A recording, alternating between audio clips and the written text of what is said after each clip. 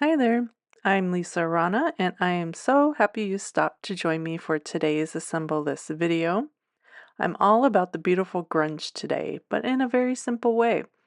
I'm going to let the pattern paper and ink do all the work for me in this lovely wedding card with very vintage vibes. I'm ready if you are. Let's go ahead and assemble this card. I'm starting out with a mixed media mat. I'm going to be doing some ink smushing, so I put down some abandoned coral ink from Distress Ink and then added some water. I've stamped this gorgeous couple from the A Day to Treasure stamp set from Unity Stamp Company using VersaFine Clair ink because it's waterproof, and I stamped that on some pattern paper from Unity called Grit and Grace. I just love the vintage feel of that pattern.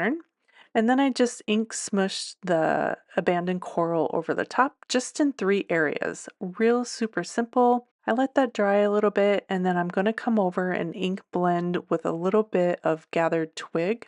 Just a light blend. I put it on the mat in order to keep that ink really light. And so I went around the edges, kind of over that ink smushing a little bit. Now I'm going to add a little bit of water to the ink on my mat and then pick that up with my blending brush and do some ink blending all over the image and around the edges. Again, I'm being very light because there's a lot of texture already built into the pattern paper, so I'm just kind of adding another layer with ink. I have some more pattern paper. This is from Enveloped in Love, and I'm going to do some ink blending and ink smushing on top of that, keeping my water fairly light because this is just cardstock pattern paper.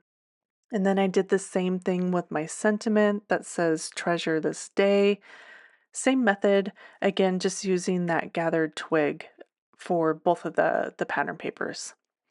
Next up, I have a piece of pattern paper from, I believe it's the Country Lovin' paper pack, and I wanted to deepen up that color of the wood grain.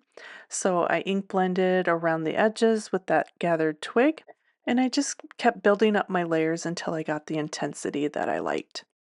Now I'm just going to glue down that strip of pink coral paper and then wrap some twine around the front of my panel, and I'll tie that into a bow.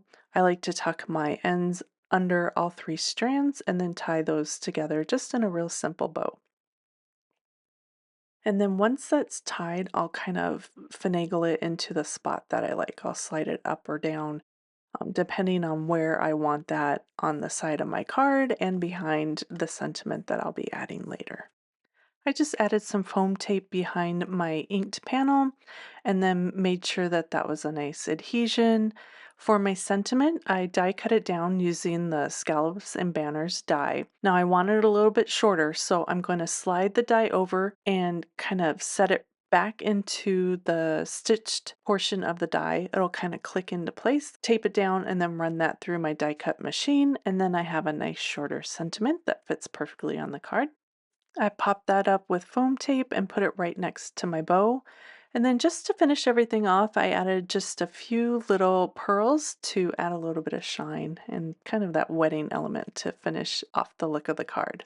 I'll have all the supplies linked in the description of this video or on my dollhouse-designs.com blog. If you have any questions or a sweet comment, post below. Thank you so much for creating with me. Be sure to like and subscribe to catch all my video tutorials. I hope you were inspired, and I hope to see you next time too. Bye.